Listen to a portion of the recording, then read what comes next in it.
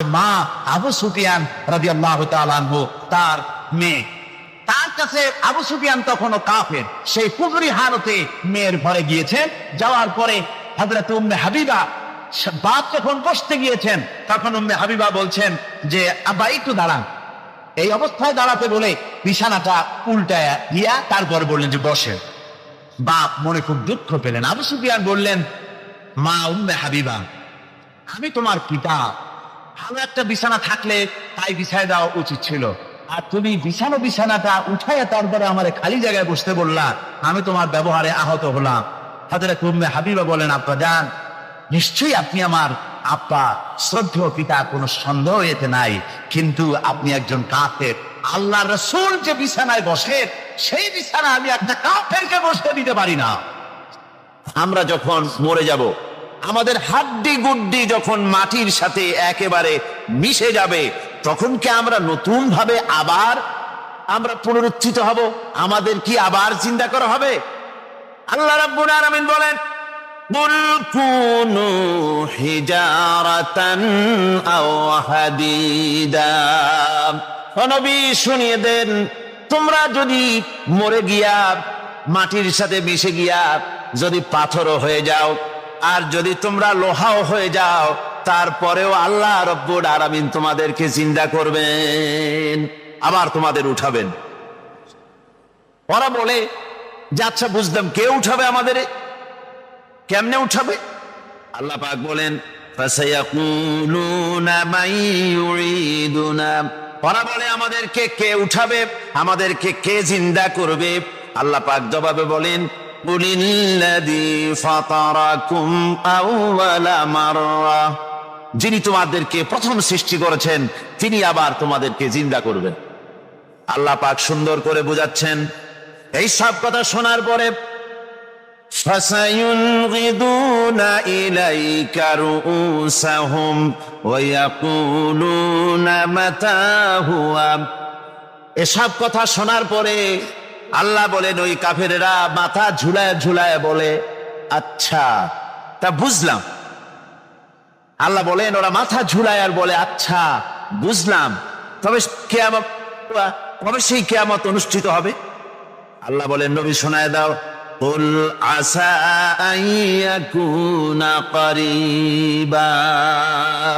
বেশি দেরি নাই, হতে পারে খুবই তাড়াতাড়ি। কি বলা যায়, সে সময়টা অতি নিকটবর্তী হয়ে যেতে পারে, খুবই নিকটবর্তী সে সময়, সে বেশি দেরি হওয়ার কথা নয়। আল্লাহ পাক এবার মানুষকে যুক্তি দিয়ে বোঝাচ্ছেন। কোরআনে কারীম মানতে মানুষ অস্বীকার করলে আল্লাহ ডান্ডার ব্যবস্থা করেন নাই। নবীজিকে বলেছেন, ইন্নামা আনতা মুযাক্কিরুন লাস্তা আলাইহিম বিমুসাইতির। নবী, আপনি একজন উপদেশক, উপদেশ দিয়ে যান। আপনাকে দারোগা করে বানাই নাই লাঠি চার্জ করার জন্য, পিটায় মানুষ হেদায়েত করার দরকার। মানুষকে বুঝান, যুক্তি দিয়া বুঝান। আল্লাহ নিজে যুক্তি দিচ্ছেন, আনতুম আশাদ্দু খালকান আমিস সামাউ বানাহা। ওই কাফেরেরা, তোমরা যারা পরকালকে অস্বীকার করো, তোমাদেরকে উঠাইতে পারবো না যারা তোমরা বলছো, তোমাদেরকে সৃষ্টি করা কঠিন না ওই বিশাল আকাশটাকে সৃষ্টি করা কঠিন? ওই বিশাল আকাশটাই তো আমি আল্লাহ সৃষ্টি করেছি, জোরে কোন সুবহানাল্লাহ। তো অত বড় আকাশটারে যিনি বানাইতে পারলেন, সে খোদা বুঝি তোমাকে তৈরি করতে পারবে না? আল্লাহ পাক বলছেন, ফানজুর ইলা আসারি রাহমাতিল্লাহি কাইফা ইউহিল আরদা বা'দা মাউতিহা। লক্ষ্য করে দেখো, এই পৃথিবীর মাটিকে আল্লাহ কিভাবে জিন্দা করেন, মুর্দা মাটি। এই মাটি চৈত্র বৈশাখ মাসে প্রখর রোদে মাটি ফেটে চৌচির হয়ে যায়। এই ফেটে যাওয়া চৌচির মাটিতে আল্লাহ পাক বৃষ্টির পানি দিয়ে এই মাটিকে, এই মৃত্যু মাটিকে আল্লাহ পাক যেভাবে জিন্দা করেন, ইন্না যালিকা লামুহিল মাউতা ওয়া হুয়া আলা কুল্লি শাইইন কাদির। সে আল্লাহ পাক তোমরা মরলে পরে আবার এভাবে জিন্দা করতে পারবেন, জোরে কোন সুবহানাল্লাহ। আমার ভাইয়েরা, আল্লাহ পাকের পরে বলেন, দেখো মৃত্যু জমিনকে কেমনে জিন্দা করি। আল্লাহুল্লাযী আরসালার রিয়াহা ফাতুসিরু সাহাবা فسقناه إلى بلد ميت فأحيينا به الأرض بعد موتها كذلك النشور আমি আল্লাহ রাব্বুল আলামিন ওই সমুদ্রের নোনা পানিগুলোকে, সমুদ্রের লবণাক্ত পানিগুলিকে বাষ্পীয় আকারে উত্থিত করে মেঘমালায় পরিণত করি, আর এরপরে বাতাসকে হুকুম করি, বাতাস এই মেঘটারে টেনে নিয়ে যাও অমুক জায়গায়। মেঘ চলে এলো। আল্লাহ রাব্বুল আলামিন বলেন, মেঘ এবার বিন্দু বিন্দু করে বৃষ্টি বর্ষণ করে দে। আমার হুকুমে ওই পানিগুলি বৃষ্টি হয়ে বিন্দু বিন্দু হয়ে জমিনে পতিত হয়। আল্লাহ বলেন, এভাবে করে বৃষ্টির পানি দিয়া মরা জমিনকে জিন্দা করে দিয়া নববধূ গর্ভধারণের যেমন প্রস্তুতি নেয়, বৃষ্টির পানি পায়া মরা জমিন তেমন ফসল ধারণের জন্য প্রস্তুতি নিয়ে নেয়। সুবহানাল্লাহ বিহামদিহি। এইটা যেভাবে আমি করি, কাযালিকান নুশুর, এইভাবে করে তোমাদের কি কিয়ামতের দিন আমি জিন্দা করতে পারবো? কেমনে অস্বীকার করো? কাইফা তাকফুরুনা বিল্লাহি ওয়া কুনতুম আমওয়াতান ফাহইয়াকুম সুম্মা ইউমীতুকুম সুম্মা ইলাইহি তুরজাউন। কি করে তুমি আমি আল্লাহকে অস্বীকার করো? কুনতুম আমওয়াতান, তুমি ছিলে নিষ্প্রাণ, ফাহইয়াকুম, এরপরে আমি তোমাকে জিন্দা করলাম, সুম্মা ইউমীতুকুম, এরপরে তোমাকে আমি মৃত্যু করব, সুম্মা ইউহয়ীকুম, এরপরে তোমাদেরকে আবার আমি জিন্দা করব, সুম্মা ইলাইহি তুরজাউন, এরপরে তোমাদের সকলকেই আমার কাছে ফিরে আসতে হবে। দেখেন না, আমরা যখন মানুষকে কবরে রাখি, কবরে রাখা তারপরে উপরে মাটি দিয়ে কি বলেন আপনারা? মিনহা খালাকনাকুম, পড়েন মিনহা খালাকনাকুম ওয়া ফিহা নুঈদুকুম ওয়া মিনহা নুখরিজুকুম তারাতান উখরা। এ বান্দা, এই মাটি দিয়া তোরে তৈরি করা হয়েছিল, এ মাটির ভিতরে রেখে গেলাম, আবার এই মাটি থেকে আল্লাহ রব্বুল আলামিন তোমারে জিন্দা করবেন। কিয়ামতের ময়দানে সকলকে উঠতে হবে সেখানে আল্লাহর দরবারে। আল্লাহ পাক বলছেন, বান্দা কেমনে অস্বীকার করো? ইন কুনতুম ফি রাইবিম মিনাল বা'স فإنا خلقناكم من تراب। পরকালকে যারা অস্বীকার করো, কিয়ামতে উঠতে হবে, এটাকে কিভাবে অস্বীকার করো? চিন্তা করে দেখো, তুমি নিষ্প্রাণ মাটি ছিলে, সেই মাটি দিয়েই আমি তোমাকে তৈরি করেছি। আবার আল্লাহ পাক মানুষকে আরো বুঝান, কিয়ামত আছে, পরকাল হবে, আল্লাহর দরবারে উঠতে হবে। আলাম ইয়াকুন নুতফাতাম মিন মানিয়্যিন ইউমনা, তুমি কি মাতৃগর্ভে নিক্ষিপ্ত এক ফোঁটা পানি ছিলে না? সুম্মা কানা আলাকাতান ফাখালাকা ফাসাওয়া, এরপরে তোমাকে মাংসপিণ্ডে, জমাট রক্তে মাংসপিণ্ডে পরিণত করা হলো, এরপরে তোমাকে সুন্দর করে তোমাকে সুগঠিত করা হলো। ফাজআলা মিনহু যাওজাইনি যাকারা ওয়াল উনসা, এরপরে মাতৃগর্ভের ভিতরে আমি এটাকে পুরুষ বানালাম, কন্যা সন্তান অথবা পুত্র সন্তানে পরিণত করলাম।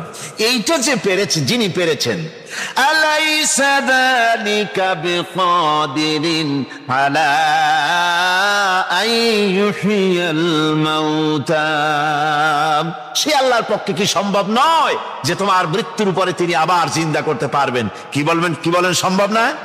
তিনি পারবেন না? নিশ্চয়ই তিনি আবার কিয়ামতের মাঠে আমাদেরকে হাজির করতে পারবেন, এতে কোনো সন্দেহ নাই। আল্লাহ পাক সেই জন্য এখানে বলতেছেন যে ওরা বাল কাযযাবু বিসসাম, ওরা আসলেই পরকালকে অস্বীকার করেছে। আপনি যে নবী, এতে কোনো সন্দেহ নাই। আপনি খানা খান, আপনি বাজারে যান, এটাই মূল আপত্তির বিষয় না। মূল কথা হলো তারা পরকালকে অস্বীকার করেছে। আল্লাহ পাক বলেন, وأن الساعة آتية لا ريب فيها, অবশ্যই সে সময় আসবে, সে কিয়ামত আসবেই, এতে কোনো সন্দেহ নাই। وأن الله يبعث من في القبور, আর আল্লাহ পাক তিনি কবরের মধ্যে অন্তরিত যা কিছু আছে সবাইকে কিয়ামতের দিন আল্লাহ পাক ময়দানে উঠাবেন। কিয়ামতে আল্লাহর দরবারে সকলকে হাজির হতে হবে। আমার বন্ধুগণ, আল্লাহ পাক বলেন وَلَقَدْ خَلَقْنَا الْإِنسَانَ مِنْ سُلَالَةٍ مِنْ طِينٍ, লক্ষ্য করো, তুমি ছিলে মাটির নির্যাস থেকে তোমাকে তৈরি করা হয়েছে। শুধু মাটির নির্যাস থেকে তোমাকে কোনো মডেল ছাড়া, কোনো ধরনের আদর্শ ছাড়া, কোনো ধরনের নমুনা ছাড়া তোমাকে সৃষ্টি করা হলো। সুম্মা জাআলনাহু নুতফাতান ফি ক্বারারিম মাকিন, এরপরে মাতৃগর্ভের একটা অত্যন্ত সুরক্ষিত জায়গায় তোমাকে সংরক্ষণ করা হয়েছিল। সুম্মা খালাকনান নুতফাতা আলাকাতান ফাখালাকনাল আলাকাতা মুদগাম, রক্তপিণ্ডকে, নাপাক পানিকে জমাট রক্ত করেছি, জমাট রক্তকে আমি আবার গোস্ত পিণ্ডে পরিণত করেছি। ফাকাসাউনাল ইযামা লাহমা, এরপরে সুন্দর করে চামড়া দিয়া, গোস্ত দিয়ে একটা আকৃতি তোমাকে দান করেছি। সুম্মা আনশানাহু খালকান আখারা ফাতাবারাকাল্লাহু আহসানুল খালিকিন, এরপরে সুন্দর একটা বিশেষ একটা আকৃতি দিয়ে তোমাকে আমি সুন্দর করে সুগঠিত করে তোমাকে তৈরি করেছি। সুম্মা ইন্নাকুম বাদা যালিকা লামাইতুন, এরপরে আমি আল্লাহ রাব্বুল আলামিন তোমাকে মৃত্যু দেব, অবশ্যই তোমাকে মৃত্যুবরণ করতে হবে। সুম্মা ইন্নাকুম ইয়াউমাল কিয়ামাতি তুবআসুন, এরপরে কিয়ামতের দিন আসবে, ওই বিশেষ মুহূর্ত আসবে, সেই নির্দিষ্ট সময় আসবে, ওই কিয়ামতের মাঠে আল্লাহর দরবারে তোমাদের সকলকে উঠতে হবে, কোনো সন্দেহ তাতে নাই।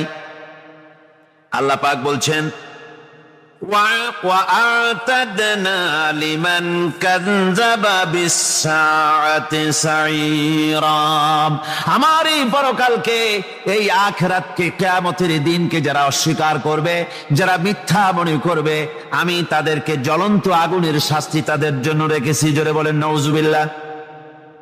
সেই কিয়ামত যে দিনটা আল্লাহ পাক মানুষের জন্য রেখেছেন, সেই কিয়ামতের অবস্থা বড়ই মারাত্মক। মানুষেরা তা জানে না। মানুষ যদি তা বুঝতে পারত, জানতে পারত, তাহলে মানুষেরা গুনাহের কাজ করতে পারত না। আপনারা কি চিন্তা করেন, ওই যে কাফেরগুলি মক্কার জীবনে, রাসূল পাক সাল্লাল্লাহু আলাইহি ওয়াসাল্লামের মক্কি জিন্দেগিতে যে সমস্ত মানুষগুলি চুরি করত, ডাকাতি করত, জিনা করত, বদমাশি করত, মানুষ হত্যা করত, এই লোকগুলি ফিরে আসলো কিসের কারণে? তাদেরকে এই আখিরাতের কথা বলা হয়েছে, এই পরকালের কথা বলা হয়েছে। কোরআন শরীফে আল্লাহ রাব্বুল আলামিন পরকালের কথা, মৃত্যুর কথা, কিয়ামতের কথা, হাসরের কথা, সিরাতের কথা, মিজানের কথা, মওতের কথা যত বলেছেন, জান্নাতের কথা যত জায়গায় যতগুলা বলেছেন, সবগুলি আয়াতে কারিমা যদি এক জায়গায় করা যায়, তাহলে পুরা কোরআন শরীফের 1/3 10 পারার সমান হবে। জোরে বলেন সুবহানাল্লাহ। যেহেতু পরকালের চিন্তা ছাড়া মানুষের জীবন পরিচ্ছন্ন হতে পারে না, সুন্দর হতে পারে না, অপরাধ মুক্ত হতে পারে না। আল্লাহ পাক বলেন সেই দিনটি বড়ই ভয়ানক, বিপজ্জনক। ওই দিনটির ব্যাপারে আল্লাহ পাক তার বান্দাদেরকে সতর্ক করে দিয়েছেন, বান্দারা সতর্ক হয়ে যাও, এইভাবে দিন যাবে না, কিয়ামত আসবে। আর ওই কিয়ামত এত মারাত্মক হবে, আল্লাহ সতর্ক করছেন বান্দাদেরকে, ইয়া আইয়ুহান নাসুত্তাকু রাব্বাকুম ইন্না যালজালাতাস সাআতি শাইউন আযীম। হে মানব সকল, আত্মরক্ষা করো খোদার গজব থেকে, আল্লাহর গজব থেকে আত্মরক্ষা করো। ইন্না জালজালাতাস সাআতি শাইউন আযীম, সেই কিয়ামতের সেই কম্পন খুবই মারাত্মক, খুবই ভয়াবহ কম্পন সৃষ্টি হবে সেদিন। ইয়াউমা তারাউনাহা তাযহালু কুল্লু মুরদিআতিন আম্মা আরদাআত, সেদিন দেখতে পাবে স্তন্যদায়িনী মা, যে মা তার সন্তানকে দুধ দেয়, ওই মাও তার দুধের বাচ্চার কথা ভুলে যাবে, মনে থাকবে না। আল্লাহ রাব্বুল আলামিন বলেন ওয়াতাদাউ কুল্লু যাতিন হামলিন হামলাহা, গর্ভধারিণী মেয়ে লোক তাদের গর্ভ খসে পড়বে। ওয়াতারান নাসা সুকারা, মানুষকে মানুষ দেখতে পাবে, মানুষগুলো উদ্ভ্রান্ত হয়ে পাগলের মতো ছুটাছুটি করছে। আল্লাহ বলেন ওয়ামা হুম বিসুকারা, আসলে এরা নেশাগ্রস্ত নয়, আসলে পাগল হয় নাই। ছুটছে কেন? কেন? স্তন্যদায়িনী মা দুধের বাচ্চার কথা ভুলে গেছে। গর্ভধারিণী গর্ভবতী নারী, তার গর্ভ খসে পড়েছে, মানুষ পাগলের মতো দৌড়াচ্ছে। কারণ কি? পাগল তো হয় নাই। আল্লাহ বলেন আসল কারণ হলো ওয়ালাকিন্না আযাবাল্লাহি শাদীদ, আল্লাহর ভয়ঙ্কর আযাব। আর এই সব দৃশ্য, এই সব কম্পন মানুষের মধ্যে ত্রাস সৃষ্টি করে দিয়েছে, এই অবস্থার সৃষ্টি করেছে। আমার ভাইয়েরা, আল্লাহ পাক বলেন ওয়ানযিরহুম ইয়াওমাল আজিফাতি ইযিল কুলুবু লাদাল হানাজিরি কাযিমিন, ও নবী মানুষদেরকে আপনি সতর্ক করেন, ওই দিনটা এমন হবে ভয়ের চোটে মানুষের কলিজা তার মুখের কাছে চলে আসবে। মানুষ ভয়তে অস্থির হয়ে যাবে, কলিজা গলার কাছে চলে আসবে। সেই দিনের কথা তাদের শোনায় দেন। ওই দিনটা এমন মারাত্মক দিন। ফাকাইফা তাত্তাকুনা ইন কাফারতুম ইয়াওমান ইয়াজআলু বিলদানা শিবা, সেদিন ভয়ে চিন্তায় যুবক ছেলে বৃদ্ধে পরিণত হয়ে যাবে, কিশোরগুলি তরুণগুলি বৃদ্ধে পরিণত হয়ে যাবে। আমার বন্ধুগণ, মানুষ সেদিন দিক বিদিক হয়ে দৌড়াতে থাকবে, পালাবো কোথায়? আল্লাহ কোরআন শরীফে সব কথা বলে দিয়েছেন। ইয়াকুলুল ইনসানু আইনাল মাফার, কোথায় ভাগবো, পালাবো কোথায়? অস্থির হয়ে মানুষ দৌড়াতে থাকবে, পালাবো কোথায়, যাব কোথায়? আল্লাহ বলেন কাল্লা লা ওয়াজরা ইলা রাব্বিকা ইয়াওমাইযিনিল মুস্তাকার, ভাগবার কোনো রাস্তা নাই, পালাবার কোনো পথ নাই, একমাত্র তোমার রব ছাড়া, আল্লাহর দরবার ছাড়া পালানোর কোনো রাস্তা আজার নাই। আমার বন্ধুগণ, এই কঠিন সময়, এই কঠিন দিনে, পরকালের এই দিনে, কিয়ামতের এই মারাত্মক অবস্থায় সকলকে উঠতে হবে। আল্লাহ পাক বলেন এরপরে কিয়ামত অনুষ্ঠিত হয়ে যাবে। সূরা ফুরকানে আল্লাহ বলছেন ইযা রাআতুহুম মিন মাকানিন বাঈদিন সামিউ লাহা তাগায়ুযান ওয়া যাফীরা, যখন তাদেরকে জাহান্নাম দেখতে পাবে, অর্থাৎ জাহান্নামের, যখন তারা জাহান্নামের দিকে অগ্রসর হবে, তখন তারা দূর থেকেই জাহান্নামের ক্রোধ এবং তেজস্বী আওয়াজ শুনতে পাবে। জাহান্নামের আওয়াজ, বিকট আওয়াজ। ওই যে কক্সবাজারে সমুদ্র সৈকতে ভ্রমণ করতে গিয়ে সমুদ্রের তুফানের আওয়াজ শুনছেন না? কথা বলেন না কেন? সমুদ্রের তুফানের আওয়াজ শুনেছেন তো? এইটা কি? এটা কিছুই না, একে মারাত্মক আওয়াজ, তেজস্বী ক্রোধের আওয়াজ কানের মধ্যে আসতে থাকবে জাহান্নামীদের। আল্লাহ রাব্বুল আলামিন বলেন وإذا ألقوا منها مكانا ضيقا مقرنين دعوا هنالك ثبورا। যখন তাদেরকে হাত পা বেঁধে এই জাহান্নামের কোন সংকীর্ণ জায়গায় ফেলে দেওয়া হবে, তখন দাও হুনালিকা সুবুরা, তারা তখন নিজেদের ধ্বংস এবং মৃত্যু কামনা করবে। আল্লাহ বলেন লা তাদউল ইয়াওমা সুবুরান ওয়াহিদান ওয়াদউ সুবুরান কাসীরা। আজকে এক মৃত্যু দেখো না, অসংখ্য মউত ডাকো। আজকে মউত তোমাদের আসবে না, অসংখ্যবার ডাকলেও মউত তোমাদের আসবে না। এই যে জাহান্নামের দিকে তাদের নিয়ে যাওয়া হবে, আল্লাহকে অস্বীকার করলে, নবীকে অস্বীকার করলে, ইসলামকে অস্বীকার করলে, আল্লাহর নবীর নবুয়তকে অস্বীকার করলে তাদের জায়গা হবে জাহান্নাম। আর সে জাহান্নাম এত মারাত্মক, এত কঠিন জায়গা, যে জায়গা সম্পর্কে আল্লাহ পাক বলছেন ইন্নাহু মান ইয়াতি রাব্বাহু মুজরিমান ফাইন্না লাহু জাহান্নামা লা ইয়ামুতু ফিহা ওয়া লা ইয়াহইয়া। অপরাধী হয়ে যে লোক আল্লাহর দরবারে উপস্থিত হবে তার জন্য জাহান্নাম হবে, জাহান্নামে আল্লাহ দিবেন। আর ওই জাহান্নামে যখন লোকটা পড়ে যাবে, জাহান্নামের অবস্থা এমন হবে লা ইয়ামুতু ফিহা ওয়া লা ইয়াহইয়া, সে বাঁচবেও না মরবেও না, জীবন মৃত্যু একটা অবস্থা সৃষ্টি হবে। ওই জাহান্নামে নারুল্লাহিল মুকাদাতুল্লাতী তাত্তালিউ আলাল আফইদা, জাহান্নামের প্রচন্ড আওয়াজ, এই আগুন উৎক্ষিপ্ত হয়ে তাদের কলিজা পর্যন্ত, অন্তর পর্যন্ত স্পর্শ করবে এই আগুনের তাপ। আর এদের পাহারায় রাখা হবে ইন্নাহা আলাইহিম, আমার প্রভু কে আমাদেরকে গোমরাহ করে দিল, মিনাল জিন্নি ওয়াল ইনসি, জিনের ভিতর থেকে, মানুষের ভিতর থেকে, আমাদের নেতারা, আমাদের মা বাপ, আমাদের মুরব্বী, কারা আমাদেরকে বিভ্রান্ত করলো, তোমার রাস্তা থেকে সরাই দিল, ওরা কই? ওদেরকে নিয়ে আসো। আমাদেরকে এই খারাপ রাস্তা থেকে ফিরায় নাই, জাহান্নামের পথে চলেছি, আমাকে ফিরায় নাই।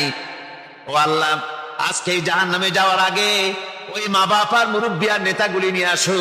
নাজআলহুমা তাহতা আকদামিনা লিয়াকুনা মিনাল আসফালিন, নিয়ে আসো ওদেরকে পায়ের তলে রেখে তারপরে জাহান্নামে যাব। আমার ভাইরা, যে ছেলে আজকে মানুষের তৈরি করা মতবাদের আন্দোলন করছে, সেকুলারিজম করছে, সোশ্যালিজম করছে, ক্যাপিটালিজম করছে, তারপরে ন্যাশনালিজম করছে, হাজারো মতবাদের দিকে আকৃষ্ট হয়েছে আপনার ছেলে, আপনার স্ত্রী, আপনার বোন, আপনার ভাই, আপনি জেনে শুনে তাদেরকে ফিরাচ্ছেন না, আল্লাহ রাস্তায় আনতেছেন না। কিয়ামতের দিন ওরা পালাইতে যাবে এবং ওদের এই অপরাধের কারণে, ফিরানোর কারণে, সহযোগিতা করার কারণে কিয়ামতের দিন অবস্থা করুণ হয়ে যাবে। এই জন্য আল্লাহ রাব্বুল আলামিন বলছেন, হে বিশ্বাসীরা, আমাকে তোমরা যারা বিশ্বাস করেছো, ঈমান এনেছো, নিজে বাঁচো আর নিজের আহল আয়ালকে জাহান্নামের আগুন থেকে বাঁচাও। ওই জাহান্নাম আলাইহা মালাইকাতুন গিলাদুন শিদাদুন লা ইয়াসুনাল্লাহা মা আমারাহুম ওয়া ইয়াফআলুনা মা ইউমারুন। আল্লাহ রাব্বুল আলামিন বলেন, সেখানে অত্যন্ত কর্কশ, রূঢ় এবং নির্মম স্বভাবের এমন সব ফেরেশতা পরিচালক হিসেবে জাহান্নামে দেওয়া হবে, যারা আল্লাহর নির্দেশের বাইরে কোনো কাজ করে না। তারা সেই সব কাজই করে যা আল্লাহ তাদেরকে হুকুম করেন, তাদেরকে অনুরোধ করে, দরখাস্ত করে, কোন রকম তাদের কাছ থেকে কোনো কৃপা, কোনো করুণা, কোনো মহব্বত কিছুই পাওয়া যাবে না। অত্যন্ত কর্কশ, রূঢ় মেজাজের ফেরেশতা সেখানে পরিচালক হিসেবে দেওয়া হবে। আর ওই জাহান্নামীদেরকে, যারা জাহান্নামে যাবে কিয়ামতের দিন, ফাল্লাযীনা কাফারু কুত্তিআত লাহুম সিয়াবুম মিন নার, আগুন দিয়ে কেটে তাই দিয়ে পোশাক তৈরি করে দেওয়া হবে, আগুনের পোশাক পরিয়ে দেওয়া হবে। আগুনের পোশাক গায়ে পরে দেওয়ার পরে কুল্লামা নাদিজাত জুলুদুহুম বাদদালনাহুম জুলুদান গায়রাহা, একবার চামড়া পুড়ে যাবে, জাহান্নামের আগুনে চামড়া পুড়ে গলে যাবে, আবার আল্লাহ রাব্বুল আলামিন নতুন করে চামড়া পরিয়ে দিবেন যাতে করে শাস্তির তীব্রতা অনুভব করতে পারে। জোরে কোন নাউজুবিল্লাহ। আমার ভাইরা, জাহান্নামীরা ক্ষুধার যন্ত্রণায়, তৃষ্ণার যন্ত্রণায় আকাশের দিকে তাকায় থাকবে, উপরের দিকে তাকায় থাকবে, বলবে আহারে যদি একটু বৃষ্টি হতো, মেঘ হতো। হঠাৎ করে দেখবে যে উপরে কালো মেঘ হয়ে গেছে, মনে করবে যে এবার বুঝি বৃষ্টি হবে, পানি পান করব।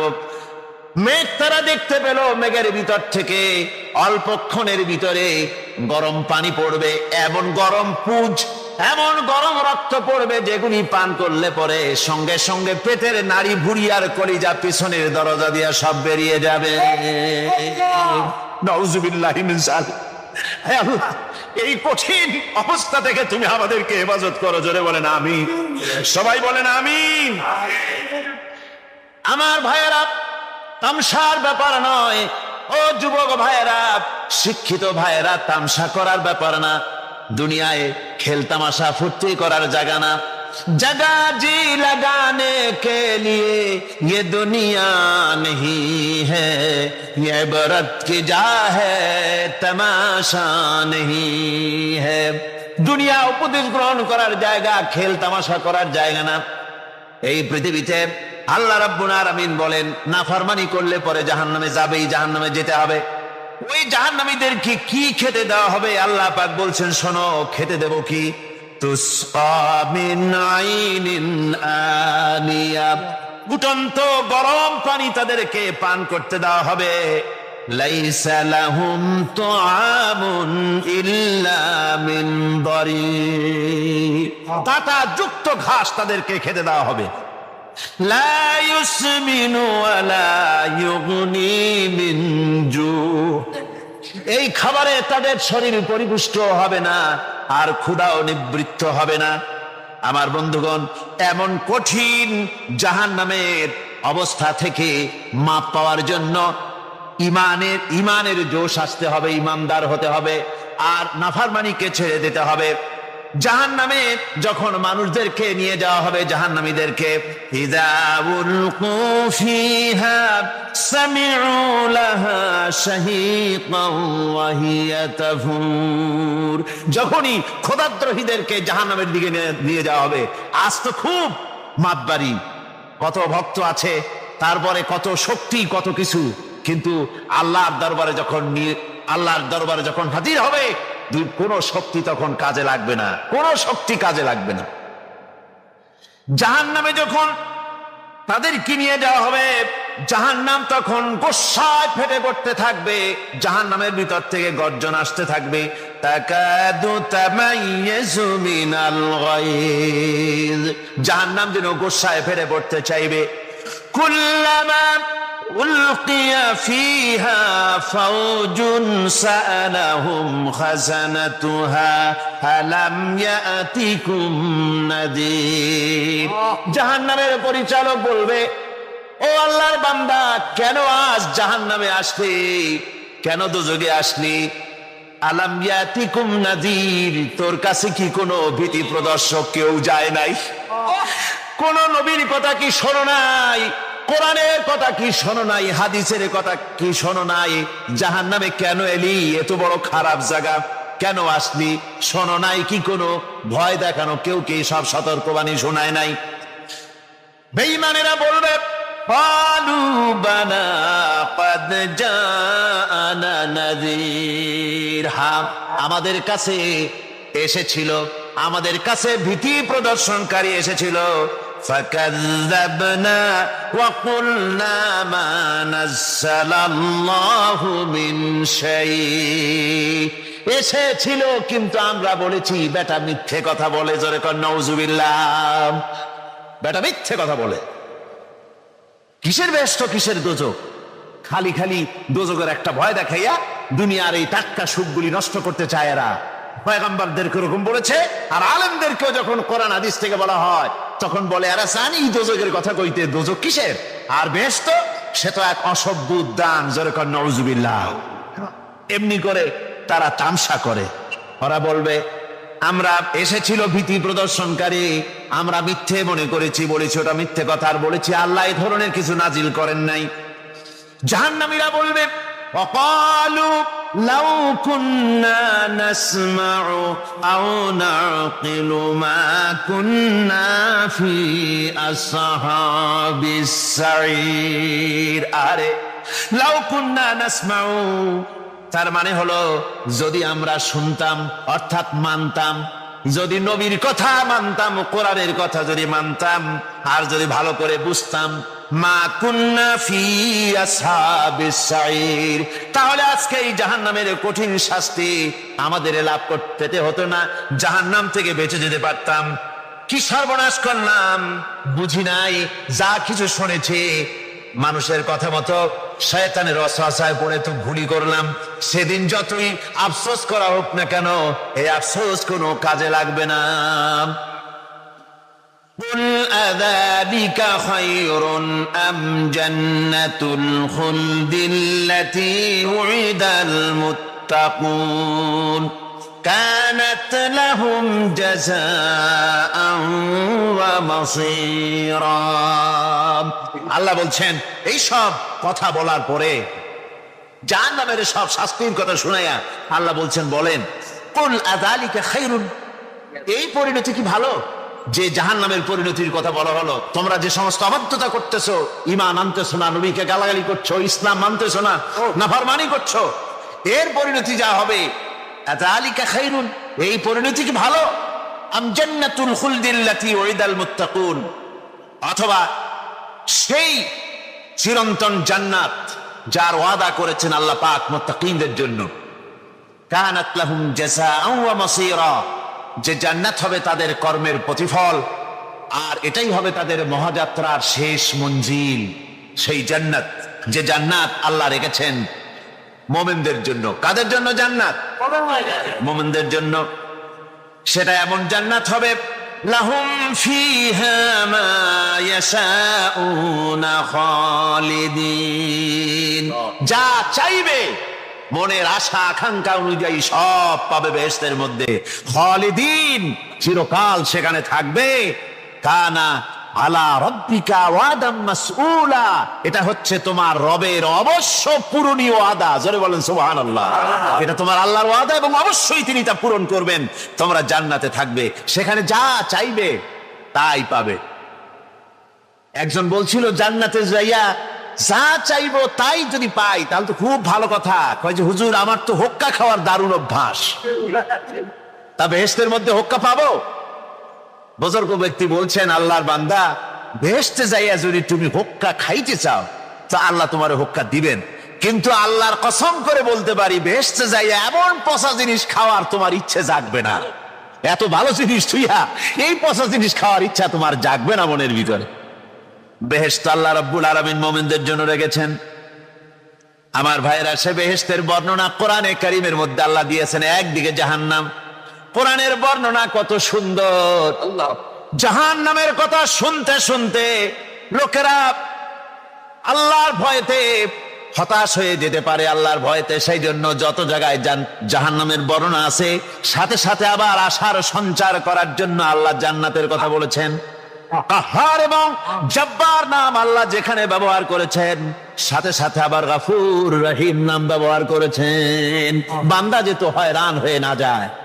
আমার ভাইরা, একদিকে জাহান্নামের এই কঠিন শাস্তির কথা, আবার অপর দিকে আল্লাহ বলেন শোনো, এমন জান্নাত আমি রেখেছি, মাসানুল জান্নাতিল্লাতী উইদাল মুত্তাকুন, এমন বেহেশত মুত্তাকিনদের জন্য যার ওয়াদা করা হয়েছে, এমন বেহেশত সেটা ফিহা আনহারুম মিন মাইন গায়রি আসিন, সেখানে এমন সুন্দর স্বচ্ছ পানির ঝর্ণাধারা, সুমিষ্ট পানির ঝর্ণাধারা রাখা হয়েছে। ওয়া আনহারুম মিন লাবানিন লাম ইয়াতাগায়্যার তা'আমুহু, আর সেখানে দুধের ঝর্ণা রাখা হয়েছে যার স্বাদ কখনো নষ্ট হবে না। ওয়া আনহারুম মিন খামরিন লাযযাতান লিশ-শারিবিন, আর রাখা হয়েছে পানীয়ের ঝর্ণাধারা, যা পানকারীদের জন্য অত্যন্ত সুন্দর হবে, খুবই সুস্বাদু হবে। আর রাখা হয়েছে ওয়া আনহারুম মিন আসালিন মুসাফফা, পরিষ্কার পরিচ্ছন্ন সুস্বাদু মধুর ঝর্ণা। ধরে বলেন সুবহানাল্লাহ। ওয়াসাকাহুম রাব্বুহুম শারাবান তাহুরা, জান্নাতের ভিতরে তোমাদেরকে পান করানো হবে শারাবান তাহুরা, পবিত্র পানীয়। তাহের এবং তাহুর দুটি কথা। তাহের বলা হয় সেই জিনিসকে যা নিজে পাক, আর একজনকে পাক করতে পারে না, যেমন মধু, যেমন তেল, যেমন দুধ নিজে পাক, কিন্তু দুধ দিয়ে যদি কেউ গোসল করে, দুধ দিয়ে যদি কেউ উজু করে, ও নিজে পাক, কিন্তু আপনাকেও পাক করতে পারবে না। এটার নাম হচ্ছে তাহের। আর তাহুর বলা হয় সেই জিনিসকে যে নিজেও পাক এবং অন্যকেও পাক করে দিতে পারে, যেমন পানি। পানি নিজে পাক, ওটার দ্বারা উজু করলে, গোসল করলে সেও কি হবে? পাক হয়ে যাবে। আল্লাহ তাই বলেন জান্নাতের ভিতরে ওয়াসাকাহুম রাব্বুহুম শারাবান তাহুরা, জান্নাতের ভিতরে শরাবে তাহুর পান করানো হবে।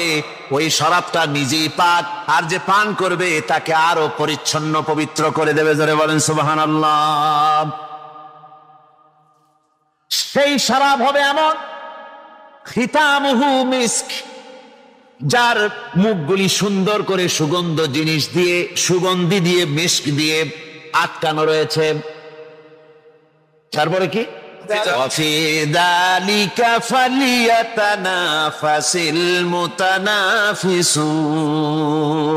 এবার এই শরাব পান করার জন্য, এই পবিত্র পানীয় পান করার জন্য প্রতিযোগিতা করো। কে তোমরা প্রতিযোগিতা করে তার কাছে যেতে পারো? কিয়ামতের দিন আল্লাহ পাক দুনিয়াতে যা দেই নাই কিয়ামতের দিন সব আপনাকে দেব, সুপারিশের অর্ডার দিয়ে দেব। আপনি যাকে ইচ্ছা সুপারিশ করতে পারবেন, সুপারিশের পাওয়ার দিয়ে দেব। হাউজে কাউসার দেব আপনাকে, আমি মাকামে মাহমুদ দান করব, সব নিয়ামত দেব কিয়ামতের দিন, সব নিয়ামত দেব। হাদিস শরীফে এসেছে নবীজি কাঁদতে থাকবেন গুনাহগার উম্মতের জন্য। আল্লাহ পাকের পক্ষ থেকে আওয়াজ আসবে, ইরফার আসাক, হে নবী আপনি আপনার মাথা উঠান, আজকে কাঁদবেন না, আজকের দিন আপনার জন্য ঈদের দিন, আপনি কাদার দিন নয়। আপনি যা চাইবেন সবই দেওয়া হবে। কিয়ামতের দিনটা তো লম্বা হবে 50,000 বছর। কত হাজার বছর? মিকদারুহু 50 আলফা সানাতেন। করবেন, আমাকে বলেছেন আমি যেন আমার উম্মতের ভেতর থেকে একজনকে পাঠাই। আবু বকর আমার উম্মতের ভিতরে আজ হাসুরের ময়দানে আমি নবীজি আমার আবু বকর ছাড়া, সর্বপ্রথম আমার আবু বকর ছাড়া আর কাউকে যোগ্য মনে করি না। আবু বকর তুমি যাও, হিসাবের কাঠগড়ায়। কিতাবের ভিতরে এসেছে হযরত সাইয়েদনা আবু বকর সিদ্দিক রাদিয়াল্লাহু তাআলা যখনই শুনবেন তার আল্লাহর সামনে দাঁড়াতে হবে, হিসাবের কাঠগড়ায় তার প্রথম হাজিরা দিতে হবে। কিতাবে এসেছে এই খবর শোনা মাত্রই কিয়ামতের দিন হযরত আবু বকর থরথর করে কাঁপবেন। আল্লাহর সামনে দাঁড়াতে থরথর করে কাঁপবেন। হযরত আবু বকর বলবেন, ইয়া রাসূলুল্লাহ, আপনি আমাকে দুনিয়ার জীবনে যত নির্দেশ দিয়েছেন, যত হুকুম করেছেন, যত আদেশ দিয়েছেন, দুনিয়ায় বেঁচে থাকতে কোনো আদেশ আমি অমান্য করি নাই, আপনার কোন অর্ডার আমি এড়িয়ে চলি নাই। আজ কিয়ামতের দিন লক্ষ কোটি কোটি মানুষের সামনে, আল্লাহর সামনে আপনি আমাকে দাঁড়াতে বলেছেন, আল্লাহর সামনে আমি দাঁড়াবো, আপনার আদেশ আমি অমান্য করব না। তবে আমি আবু বকরের ভয় লাগে, আমার কলিজার ভিতরে এই ভয় জেগেছে, আল্লাহর সামনে কেমনে দাঁড়াবো? আমার ইসলাম গ্রহণের পূর্বের হিসাবটা যদি আল্লাহ নেন আমি তো দিতে পারবো না। কেমন করে আল্লাহর সামনে দাঁড়াবো? বন্ধুগণ আমার, কিতাবের ভিতরে এসেছে আল্লাহর পক্ষ থেকে আওয়াজ আসবে আবু বকরের প্রতি, আবু বকর শোনো, এই ধরনের কোনো ভীতি, কোনো ভয়, কোনো আশঙ্কা তোমার প্রয়োজন নাই। মোটেও ঘাবড়িয়ে যেও না, ভয় পেও না। আজ কিয়ামতের দিন আমি আল্লাহর সামনে তুমি চলে আসো হিসাবের কাঠগড়ায় আবু বকর। তোমার কোনো হিসাব হবে না, শুধু আসবে আর উদ্বোধন করে চলে যাবে, এটাই তোমার জন্য যথেষ্ট। তোমার কোনো হিসাব হবে না। তুমি তো জানো না তোমার মর্যাদা আমি আল্লাহর কাছে কত বড়। আমার নবীর কাছে যেমন তোমার মর্যাদা বড়, আমি আল্লাহর কাছেও তোমার মর্যাদা অনেক বড়। আমার রাসূল দুইজন সাহাবী সম্পর্কে কথা বলেছেন। কয়জন? একজন আবু বকর আর একজন ওমর। আবু বকর ওমর সম্পর্কে বলছেন এরা কত মর্যাদাশীল শোনো। ইন্না আবু বকর ওয়া উমারা খায়রুহুমা মিন আহলিস সামাই ওয়া মিন আহলিল আরদ। নিশ্চয় আবু বকর এবং ওমরের মর্যাদা গোটা পৃথিবীতে আসমান আর জমিনের মধ্যে যত অধিবাসী রয়েছে এই সমস্ত অধিবাসীদের মধ্যে আবু বকর এবং ওমরের মর্যাদা সবার চেয়ে বেশি। সে আবু বকর, তুমি আজ হাসরের ময়দানে আল্লাহর সামনে দাঁড়াবে, কোনো ভয় নাই তোমার। তোমার ব্যাপারে আমি সন্তুষ্ট আছি, আমি রাজি আছি তোমার ব্যাপারে। জজ যদি আসামিকে বলে তোমার চিন্তার প্রয়োজন নাই, তোমার ফাঁসি হবে না, তোমার শাস্তি হবে না, আমি জজ তোমার পাশে আছি, আমি জজ তোমার পক্ষে রায় দেব। আসামির আর কোনো দুর্বলতা আছে? আল্লাহ রাব্বুল আলামিন হযরত আবু বকরকে স্মরণ করায় দেবে। আবু বকরের শোনো, আমার নবীজির ঘোষণা হলো এই পৃথিবীতে সমস্ত উম্মত, আমার নবীর সমস্ত উম্মত যদি উম্মতের নেকি পাল্লা যদি এক পাল্লায় ওজন করা হয়, আর তুমি আবু বকর তোমার নেকির পাল্লা যদি এক পাল্লায় ওজন করা হয়, একটা রাতে যে তুমি আমার নবীকে খুশি করেছো, একটা রাতে আমি আল্লাহকে যে খুশি করেছো, সারা জীবনের নেক আমল বাদ দিলাম, একটা রাতের পাল্লা একটা রাতের নেকির ওজন যদি করা হয়, সবার চেয়ে তোমার নেকি ভারী হয়ে যাবে। আমার বন্ধুগণ, আল্লাহ রাব্বুল আলামিন স্মরণ করায় দিবেন, আবু বকর তোমার কি মনে নাই? তোমার জীবনে ইসলাম গ্রহণ করার পর যতগুলি নেক আমল করেছো, আমার কাছে প্রিয়, আমার কাছে পছন্দের ওই আমলটি যেদিন আমার নবীর সাথে মক্কা থেকে তুমি হিজরত করে মদিনায় গিয়েছিলে। মক্কায় কাফির বেঈমানেরা আমার নবীকে থাকতে দেয় নাই। কোরআনের কথা বলার কারণে, ইসলামের কথা বলার কারণে, আমি আল্লাহ রাব্বুল আলামিনের দিকে মানুষকে আহ্বান করার কারণে, এতটুকু অপরাধ করার কারণে মক্কার নিষ্ঠুর কাফের বেঈমানেরা আমার নবীকে মারার পরিকল্পনা করেছে, হত্যা করার, দুনিয়া থেকে বিদায় করার পরিকল্পনা করেছিল। আমি আমার নবীকে বাঁচিয়ে রেখেছিলাম। ওই মক্কা থেকে মদিনায় হিজরতের নির্দেশ দিয়েছিলাম আমার রাসূলকে। ও আমার আবু বকর শোনো, সেদিন রাতে আমার নবী তোমার ঘরের সামনে গিয়া তোমাকে লক করেছিলেন। নবীজি বলছিলেন, আবু বকর রে, এতটুকু আওয়াজ দিয়ে ঘরের দরজা লক করেছিলেন। সঙ্গে সঙ্গে আবু বকর দরজা খুলে দিয়া লাব্বাইক ওয়া সাদাইক ইয়া রাসূলুল্লাহ, হে নবীজি আমি হাজির, আমি উপস্থিত। নবীজি বলছিলেন, আবু বকর আমি রীতিমতো অবাক হয়ে গেলাম, একটা মাত্র ডাক আমি তোমারে দিয়েছি, সঙ্গে সঙ্গে ঘরের দরজা খুলে দিয়েছো। আবু বকর তুমি কি ঘুমাও নাই? হযরত আবু বকর বলছেন, ইয়া রাসূলুল্লাহ, আল্লাহর কসম করে বলি, যেদিন থেকে আমি শুনতে পেয়েছিলাম এই মক্কায় আপনি থাকতে পারবেন না, মদিনায় আপনার হিজরত করার প্রয়োজন হতে পারে, ওই হিজরতের সঙ্গী হওয়ার একটু আশ্বাস যখন আমি পেয়েছিলাম, ওই দিন থেকে, ওই রাত থেকে আজ পর্যন্ত কোন একটি রাত আমি আবু বকর বিছানায় লাগাইয়া ঘুমাই নাই। দরজার সাথে হেলান দিয়ে দাঁড়ায় দাঁড়ায় ঘুমাইতাম। বিছানায় যদি ঘুমিয়ে যাই, আপনি নবীজি এসে যদি আমাকে বারবার ডাকাডাকি করেন, দরজা খুলতে দেরি হলে হুজুর আপনার সাথে বেয়াদবি হবে। ও আবু বকর, তুমি আমার রাসূলকে নিয়ে মক্কা ছেড়ে মদিনার পথে চললেন, গারে সুরের কাছে যখন চলে গিয়েছিলেন, দিনের আলো প্রকাশ পেয়েছে, আবু বকর তুমি বলেছো নবীজি আমরা এখন হাঁটা বন্ধ করি, একটু সময়ের জন্য গোপন হই, যদি সামনে অগ্রসর হই, দিনের আলো প্রকাশ পেয়েছে, সূর্য উঠে গিয়েছে, কাফেরেরা আপনাকে খুঁজতেছে, আমরা ধরা পড়ে যাবো, একটু আশ্রয় নেই গোপন জায়গায়। গারে সুরের মধ্যে, জাবালে সুরের মধ্যে কমপক্ষে 3টা দিন অবস্থান করেছিল আবু বকর তুমি আমার রাসূলকে নিয়া। আমার রাসূল তোমার উপরে মাথা রেখে বিশ্রামে গিয়েছিলেন, তুমি ভয় পেয়েছিলে, গুহাটা তো গভীর, তোমার চোখ দিয়া পানি ঝরেছিল, তুমি ভয় পেয়েছিলে এই গুহার মধ্যে না জানি ধরা পড়ে যায় কিনা।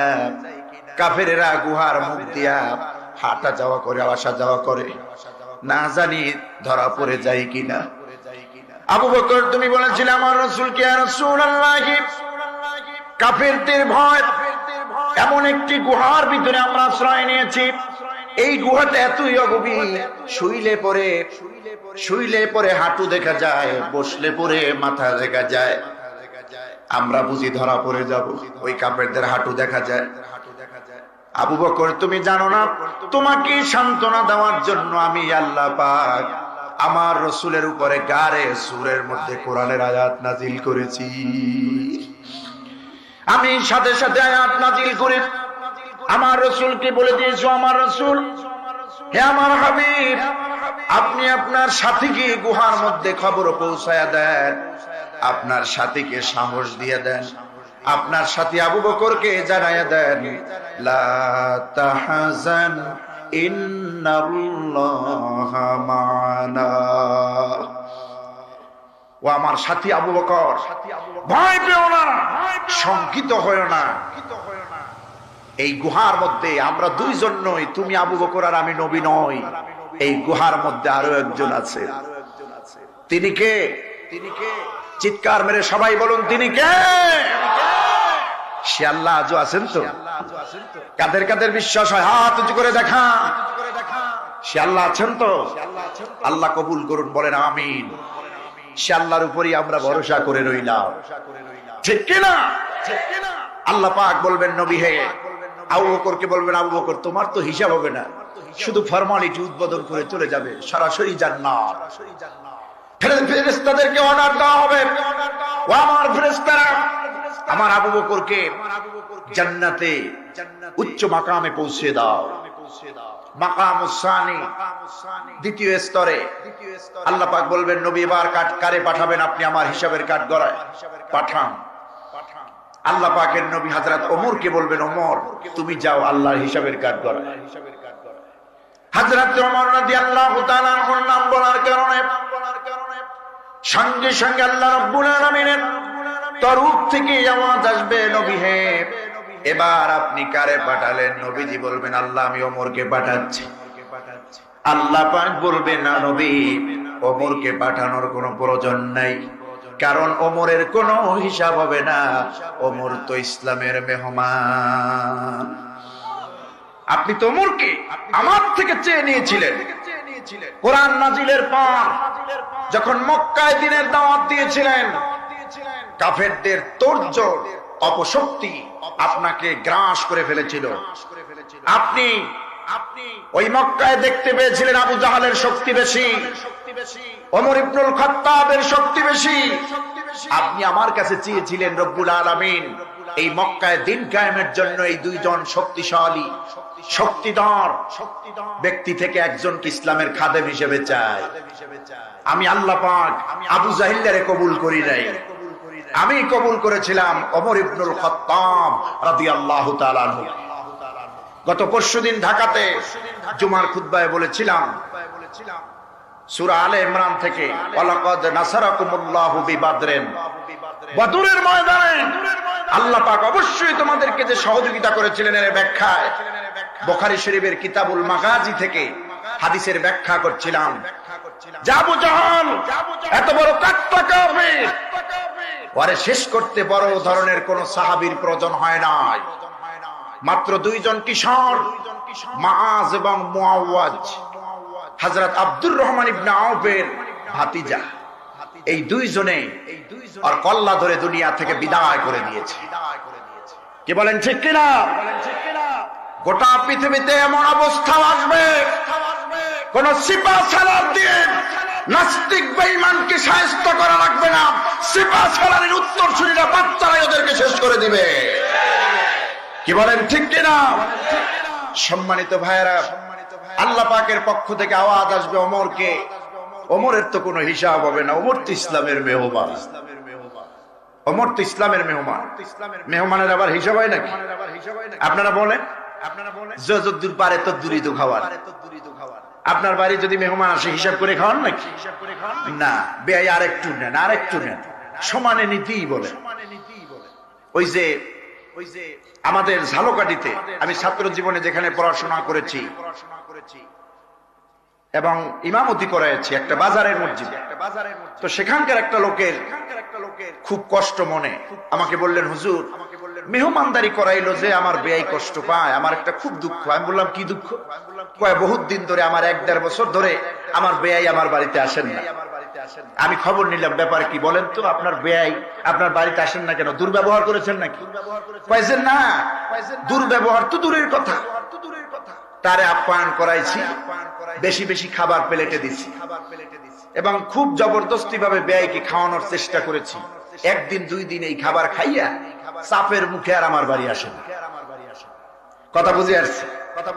মানে এত খাওয়া, আমি এত আবদার করে তাকে খাওয়াতে চাই, এই ভয়েস চোটে আমার বাড়ি আসে না। আবার অনেক মেহমান আছে দেখবেন, বাড়ি থেকে আরো আসলে মোটে যাইতেই যায় না, কাঁচা ছাড়া। কি বলেন ঠিক কিনা? অনেক বাড়িওয়ালা আছে, মেহমান দেখলে বুড়ো কুঞ্চিত করে, নাক শিকায় উঠে, কপাল ঘুষাইয়া দেয়। আপনি তো জানেন না মেহমান কত বরকত। হাদিস শরীফ এসেছে, যে এলাকায় যে বাড়িতে মেহমান আসে, ওই মেহমান ওই বাড়িতে আসার আগে 40 দিন পূর্বে আল্লাহ মেহমানের খাবার পাঠিয়ে দেয়, রিজিক পাঠিয়ে দেয়। তাহলে চিন্তা কিসের? আল্লাহ বলবেন, নবী হে, ওমরের কোনো হিসাব হবে না, ওমর ইসলামের মেহমান। মাকামুস সালিস, 3য় স্তরে কারে পাঠাবেন? পাঠান। আল্লাহ রাব্বুল আলামিন এবার হযরত ওসমানকে ডাক দিবেন, আল্লাহ রাসূল, ওসমান তুমি কোথায়? আল্লাহর সামনে দাঁড়া। কিতাবের ভিতরে এসেছে, যখনই পয়গাম্বর, আল্লাহর নবীর পয়গাম্বর, আল্লাহ পাকের পয়গাম্বর হযরত ওসমানের নাম নিবেন, ওসমান রাদিয়াল্লাহু তাআলা আনহু ভয়ের চোটে কাঁপতে থাকবেন। হযরত ওসমান বলবেন, রব্বুল আলামিন, আমি আমার জীবনের আমলনামার হিসাব এক পাশে রাখলাম, আমার ইবাদতের হিসাব আমি এক পাশে রাখলাম, আমাকে যে সম্পদ দেওয়া হয়েছিল, এত বেশি সম্পদ আল্লাহ দিয়েছিলেন, এর হিসাবই তো আমি দিতে পারবো না। হযরত ওসমান রাদিয়াল্লাহু তাআলা আনহু সম্পর্কে আল্লাহর পক্ষ থেকে আওয়াজ শুনিয়ে দেওয়া হবে, ওসমান রে, চিন্তা করো না, ভয় পেয়ে যেও না, আমি আল্লাহ রাব্বুল আলামিন তোমার প্রতি খুশি আছি। আল্লাহ রাব্বুল আলামিন বলেন, আমি সমস্ত আমার সাহাবীদের উপরে খুশি।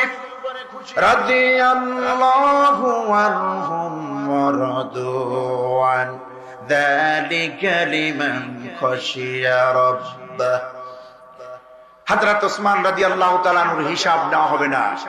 আল্লাহর পক্ষ থেকে বলা হবে, ওসমান তুমি ভয় পেও না আমার সামনে দাঁড়াতে, তোমার সম্পদের কোনো হিসাব হবে না, কারণ যে সম্পদ আমি তোমাকে দিয়েছি, এই সম্পদ আমার ইসলামের জন্য তুমি যথেষ্ট ব্যয় করেছো, আর যতদিন ব্যয় করেছো এর মধ্যে একটি দিনের ব্যয়, একটি দিনের দান আমি আল্লাহর কাছে সবচাইতে বেশি পছন্দের হয়েছে। জোরে কন্না সুবহানাল্লাহ। এই ঘটনা বলি, আমি শেষের দিকে মোনাজাতের দিকে যাব। একটা দিনের দান আল্লাহর কাছে ওসমানের প্রিয় হয়েছে, সেই দানটার, সেই দিনটার নাম শুনবেন বর্ণনা। রাসূল পাক সাল্লাল্লাহু আলাইহি ওয়াসাল্লাম একবার ঈদের মুসাল্লায় বের হচ্ছেন, নামাজে যাবেন, ঈদের নামাজ বের হচ্ছেন ঘর থেকে। উম্মুল মুমিনিন মা আয়েশা সিদ্দিকা রাদিয়াল্লাহু তাআলা আনহা রাসূলুল্লাহর হাত মোবারক ধরলেন, হুজুর আপনি যান কই? নবীজি বলছেন, আয়েশা আমি তো ঈদের মুসাল্লায় যাই ঈদের নামাজ পড়বো বলে। উম্মুল মুমিনিন হযরতে মা আয়েশা সিদ্দিকা রাদিয়াল্লাহু তাআলা আনহা নবীজির হস্ত মোবারক ধারণ করলেন, ধরলেন আর বললেন, ইয়া রাসূলুল্লাহ, আপনি ঈদের মুসাল্লায় যান, আমি আপনাকে বারণ করব না, নিষেধ করব না। ঈদের মুসাল্লায় যেতে আপনাকে দেরিও করাবো না। তবে হুজুর, আমি স্ত্রী হিসাবে, আপনি নবী, আপনি আমার স্বামী, আপনার কাছে আজ ঈদের দিন সামান্য একটু চাওয়া পাওয়া আমার আছে। অল্প সময় একটু বসে থাকা যাবে না ইনশাআল্লাহ? নবীজি বলছেন, ও আমার আয়েশা, বলো তোমার কি চাহিদা? হযরতে আয়েশা বলছেন, ইয়া রাসূলুল্লাহ, আমি আপনার স্ত্রী হিসেবে তেমন কিছুই আজকে ঈদের দিন চাই না, শাড়ি গহনা চাই না, আমি অন্য কিছুই দাবি করব না, সামান্য একটু অর্থ আমাকে দেন, যে অর্থগুলি আমি আপনার বাড়িতে আজকে ঈদের দিন, নবীর বাড়ি এতিম, অনাথ, বিধবা, অসহায়, ফকির, মিসকিনেরা আসবে, তাদেরকে যেন দান করতে পারি, হুজুর এতটুকু অর্থ আমারে দিয়ে যা। স্ত্রী হিসাবে হযরত আয়েশার এই চাহিদা, এই দাবিটুকুন যৌক্তিক না অযৌক্তিক? কথা বলেন, যৌক্তিক না অযৌক্তিক? যৌক্তিক। হুজুর, আমি আপনার বাড়িতে আজকে বহুত মেহমানেরা আসবে, এতিম মিসকিন আসবে, ফকিরেরা আসবে, আমি যেন আপনার পক্ষ থেকে একটু দান করতে পারি, আমাকে এতটুকু অর্থ আপনি দিয়ে যান। নবীজি পকেটে হাত দিলেন, পকেট থেকে হাত বের করলেন, হাত বের করে নবীজি তাকায় দেখলেন হাত খালি, হাতে কিছুই নাই। হুজুরের চেহারা মোবারক মলিন হয়ে গেল, হুজুরের মনটা খারাপ হয়ে গেল। উম্মুল মুমিনিন, হাজার হাজার হাদিসের উস্তাদ মা আয়েশা সিদ্দিকা রাদিয়াল্লাহু তাআলা আনহা বুঝতে পেরেছেন নবীজির মনে কষ্ট লেগেছে, নবীজি দুঃখ পেয়েছেন কিছু না দিতে পেরে। নবীজির স্ত্রী মা আয়েশা বলছেন, ইয়া রাসূলুল্লাহ, খবরদার, আমার ব্যাপারে আপনি মোটেও গোসা করবেন না, আমাকে অর্থ দিতে পারেন নাই দান করার জন্য, এজন্য কষ্ট নিবেন না মনে, আল্লাহর হস্তে আমারে মাফ করে দিবেন, আমি আপনার কাছে কিছুই চাই না, লাগবে না আমার সম্পদ, লাগবে না আমার দান করার কোন অর্থ। হুজুর, এই পৃথিবীতে আপনার চাঁদ মাখা নুরানি হাসজ্জ্বল চেহারাটুকুনি আমার বড় সম্পদ। হাদিস শরীফ এসেছে, হুজুর যখন হাসতেন, হুজুর যখন হাসতেন, দাঁতগুলি, দাঁত মোবারক যখন বেরিয়ে আসতো, মনে হচ্ছে মণিমুক্ত চমকাচ্ছে। হুজুরের হাতের ঘাম দিয়ে গোলাপ ফুল সৌরভ গ্রহণ করেছে, হুজুরের পায়ের ঘাম দিয়ে বেলি ফুল সৌরভ গ্রহণ করেছে। হুজুরের শরীর থেকে নির্গত ঘামগুলি যখন জমিনে পড়তো, তিনমুখী রাস্তা, সাহাবায়ে কেরাম বুঝতে পারতেন না রাসূলুল্লাহ কোন রাস্তা দিয়ে গেছেন। হযরত আনাস বলছেন, আল্লাহে কদ খাদামতু রাসূলুল্লাহ 10 সিনিন, আল্লাহর কসম, আমি আনাস রাসূলুল্লাহর 10টা বছর খেদমত করেছি। কি চরিত্র, কি ব্যবহার, কি ঘ্রাণ তার শরীরের ঘাম থেকে আমি দেখেছি। হযরত আনাস বলছেন, সাহাবীরা যখন রাসূলকে খুঁজতেন, কোন রাস্তা দিয়ে গেছেন বুঝতে পারতেন না, তিনমুখী রাস্তা, সাহাবায়ে কেরাম তখন নাকগুলি মাটির সাথে মিলাইয়া দিতেন। যেই রাস্তা